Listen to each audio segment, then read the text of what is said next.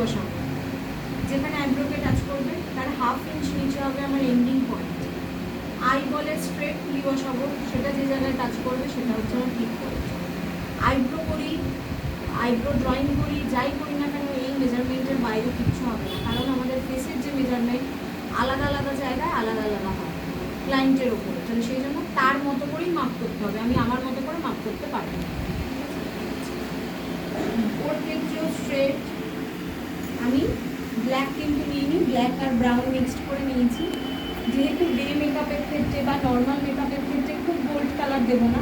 ওর দেখ আইব্রোর লেন্থ এখান থেকে নেই বললেই চলে, ওর আইব্রোর লেন্থটা আমাকে তাহলে যদি আমি এই ক্যালকুলেশন করি, এই অবধি আমাকে রাখতে হচ্ছে তার 1/2 ইঞ্চ, মানে এই আইব্রো রেঞ্জ আর এই চোখের কোণের মধ্যে একটা ভি শেপ আসবে, তবেই আমাদের চোখের একটা শেপ আসে। কারোর সেটা গড গিফটেড ইনবিল থাকে, কারোর আমাদের ক্রিয়েট করতে হয়।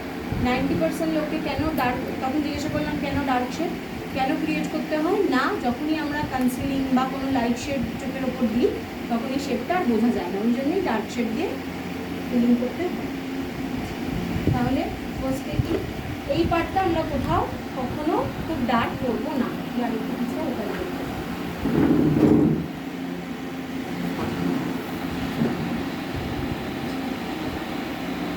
নোজের কর্নার থেকে স্ট্রেট, হ্যাঁ সবাই দেখতে পাচ্ছিস?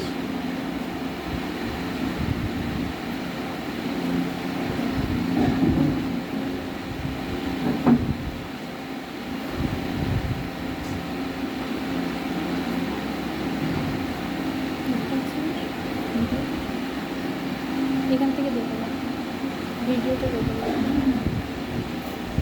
আই বলে স্ট্রেট মানে হচ্ছে এটা আমার পিক পয়েন্ট, তাই তো?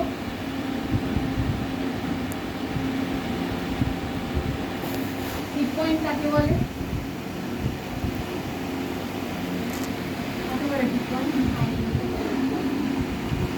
যে পোর্শনটা আমাদের ফেসে কে আইডেন্টিফাই করে, মানে যে পোর্শনটা আমাদের ফেসে আর্চ করা থাকে, সেটাও ক্লাসে বলেছে, সেটাকে পিক পয়েন্ট বলে। কারণ চত্বরে আইব্রো এখানে একটু কম লোক আছে যাদের আইব্রো আর্চ করা, কারণ একমাত্র ওর করা আছে প্রপার ওয়েতে, আর কারোরই সেরকম আর্চ করা নেই, কারণ হচ্ছে আর্চটা সবাই করতে পারে।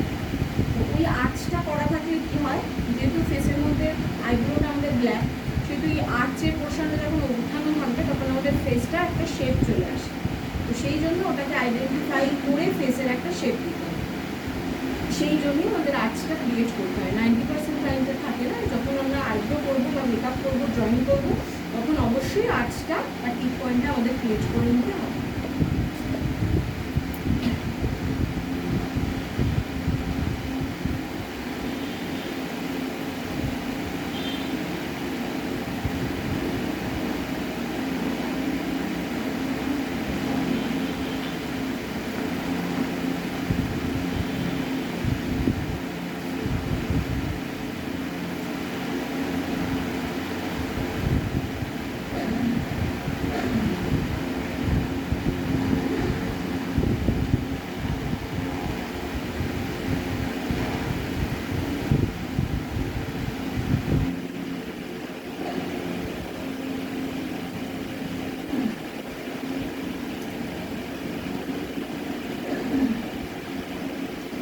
আইব্রোটা বোঝা যাচ্ছে? আগে যেটা ছিল দুটো ওই পাশে আর এই পাশে ডিফারেন্স দেয়, কিন্তু ড্রয়িং করেছি কি বুঝতে পারা যাচ্ছে, মেকআপ করলে আরোই বোঝা যাবে না। সেই জন্যই ব্রাউন শেড দিলাম, কারণ আমাদের প্রপার হয়তো আইব্রো কালার ব্রাউন না, ব্ল্যাক না। ব্ল্যাক কখন দেবো না, যখন আমরা আমাদের অডিয়েন্স দূর থেকে দেখবে বা কোনো স্টেজ পারফরমেন্স হবে তখন ব্ল্যাক দেবো, তখন ব্রাউন দিলে ওটা অত প্রমিনেন্ট থাকে। যখনই আমরা মেকআপ করবো সবসময় ক্লায়েন্টের ডান দিকে দাঁড়িয়ে মেকআপ করবো, তাহলে আমাদের ক্লায়েন্টকে হ্যান্ডেলিং করতে সুবিধা হবে।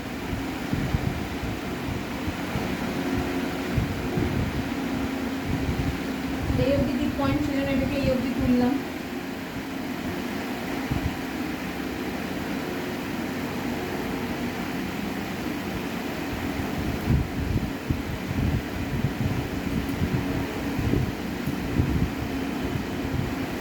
বাড়িতে কাজ দেওয়া থাকবে, বাড়িতে প্রত্যেকের ব্ল্যাক কালার আছে নিশ্চয়ই, বা অন্য যে কোনো কালার, প্রত্যেকের আইব্রো নিজে শেপ করবি, কারেকশন করে ধুতে পাঠাবি আমাকে শুক্রবারের আগে। কারণ এটা করতে বেশিক্ষণ লাগবে না।